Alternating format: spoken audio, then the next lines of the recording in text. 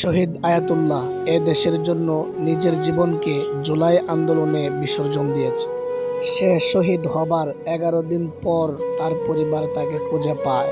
ঢাকা থেকে এনে রাত 12টায় ছাত্র এবং জনতা মিলে এই ব্রিজের উপরে তার প্রথম জানাজা সম্পন্ন হয়। সেদিন সবাই ঐক্যবদ্ধভাবে এই ব্রিজের নামকরণ করা হয় শহীদ আয়াতুল্লাহ সেতু এবং এই সাইনবোর্ডটি টাঙিয়ে দেয়।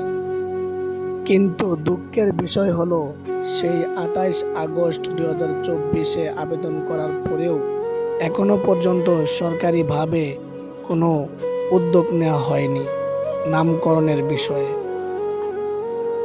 মধ্যনগর উপজেলার সর্বস্তরের জনতা চায় খুব দ্রুত যেন সরকারিভাবে নামকরণের ব্যবস্থা গ্রহণ করা হয়, কারণ শহীদ আয়াতুল্লাহ এই ব্রিজের নামে আমাদের মাঝে বেঁচে থাকবে।